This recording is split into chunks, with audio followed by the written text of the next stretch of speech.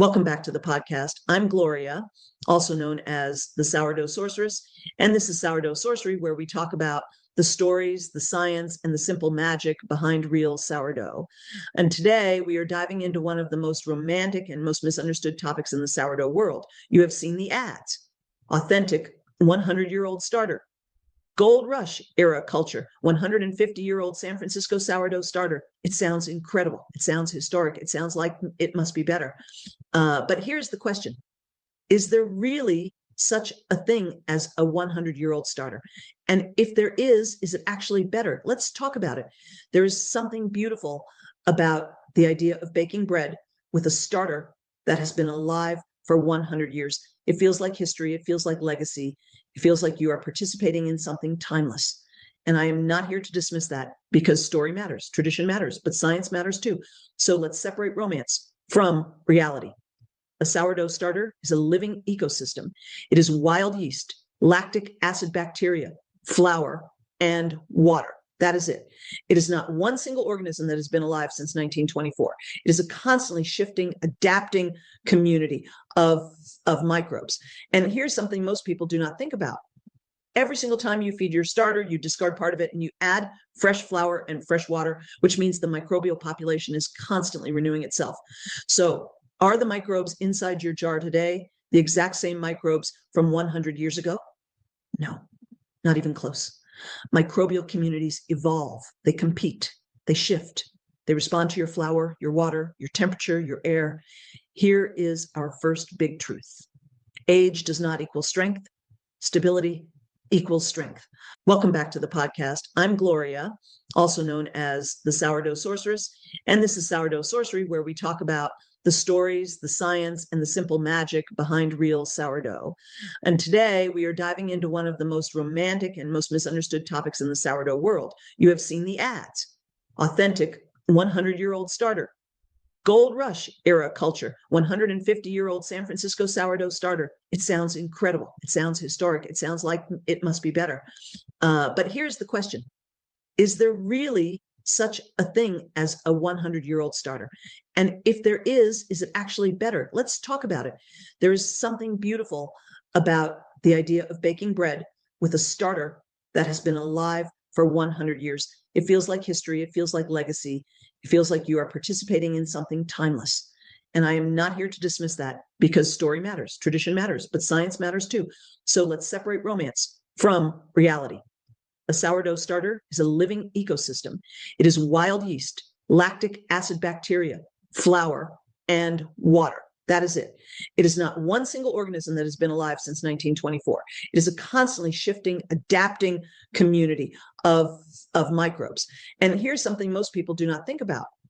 Every single time you feed your starter, you discard part of it and you add fresh flour and fresh water, which means the microbial population is constantly renewing itself.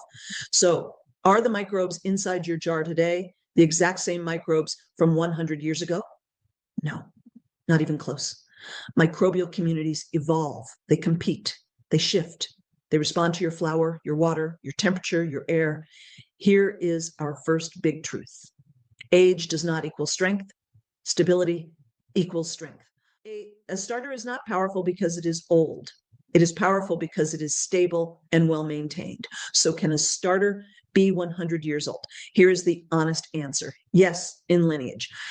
If someone has kept a culture alive continuously for generations, that line may go back 100 years or more. That is meaningful. That is special, but no, not in literal microbial identity. The exact strains inside it have changed many, many times. Even famous sourdough cultures that have been studied in San Francisco have shown that starters adapt based on environment. Researchers have found that starters around the world often develop very similar dominant strains, regardless of origin. So if you buy a so-called San Francisco starter and revive it in Arizona, Maine, or Florida, within weeks it adapts to you. And this is important. Your starter adapts to your kitchen within weeks. Your flour, your humidity, your hands, your air. Your starter becomes yours very quickly. Now, before we go any further, there is something else we need to clear up, because this is where a lot of people get surprised. Most people who buy a starter online think They are getting something that is ready to bake with right away. They imagine it arriving bubbly, active, and ready to make bread that same day, but that is almost never the case. What you are typically buying is a dehydrated starter. It has been dried so it can survive shipping. When it arrives, it usually looks like flakes or powder. And here is what many people do not realize. You still have to rehydrate it. You still have to feed it. You still have to bring it back to full strength. And that process can take 5 to 7 days, sometimes longer. So in reality, you are still going through a development phase. It may have lineage, it may have history, but it is not instantly bake ready. And here is the important truth. Reviving a dehydrated starter takes time, just like building your own. You still need patience. You still need consistent feeding. You still need to allow it to stabilize, which means the difference between buying one and starting from scratch is often much smaller than people think. If your goal is speed, you may not actually be saving as much time as you assume. Now, let's talk about the question everyone really wants answered. Is an older starter better? A brand new starter, maybe 5 to 10 days old, is usually unstable. It has not developed balance yet. It may rise, it may fall, it may be inconsistent, but after about 4 to 8 weeks of regular feeding, most starters become stable. And after a few months, they are mature, strong, balanced, and reliable. So is a 100-year-old starter better than a 3-month-old, well-maintained starter? No. And here is another truth. A well-fed young starter outperforms a neglected old one every time, every single time. I would take a consistently fed 2-month-old starter over a neglected 100-year-old starter without hesitation. Now let's talk about flavor, because this is where people get surprised. Many assume older starter equals better flavor, but flavor does not primarily come from the starter's age. Flavor comes from fermentation time, longer fermentation, cooler fermentation, balanced bacteria. So here's another one to remember. The flavor comes from fermentation time, not the starter's birthday. That is why your overnight cold ferment loaf tastes different from a same-day loaf. It is process, not pedigree. So should you buy a starter? There are perfectly good reasons to buy one.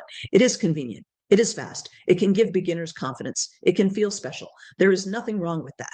There are also beautiful reasons to make your own. It is incredibly satisfying. It teaches you the process. It is free. It connects you deeply to fermentation. And honestly, there's something magical about watching flour and water turn into life in your own kitchen. So let's anchor these truths again. Age does not equal strength. Stability equals strength. Your starter adapts to your kitchen within weeks. Reviving a dehydrated starter takes time, just like building your own. A well-fed young starter outperforms a neglected old one every time. The flavor comes from fermentation time, not the starter's birthday. Maybe the value of a 100-year-old starter is not in microbial superiority. Maybe it is in story. Maybe it is in connection. And if that inspires you to bake, that is beautiful. But scientifically, you can create a strong, flavorful, reliable starter in your own kitchen in a matter of weeks. And maybe the real magic is not in buying a 100-year-old story. Maybe the magic is in starting your own and letting it become part of your story. That is where the real sourdough sorcery happens. If today's episode gave you clarity, confidence, or maybe even a little permission to start your own starter, I would love for you to take the next step with me. You can find recipes, step-by-step guides, tools, classes, and everything you need to make sourdough simple and approachable at SourdoughSorcery.com. And if you are ready for more structure, more guidance, and a clear path from starter to beautiful, consistent loaves, I invite you to check out my online class, Sourdough Made Easy. Inside that class, I walk you through the entire process step by step, feeding your starter, understanding fermentation, shaping, baking, troubleshooting, all of it. It is designed to take the overwhelm out and replace it with confidence. If you have ever thought, I just want someone to show me exactly what to do, this class is for you. So head over to SourdoughSorcery.com, explore the recipes, listen to past podcast episodes, and take a look at Sourdough Made Easy if you are ready to truly master your sourdough. And if you love this episode, share it with a friend who has been thinking about buying that 100-year-old starter. Until next time, keep feeding your starter, trust the process, and remember, the real sorcery happens right in your own kitchen.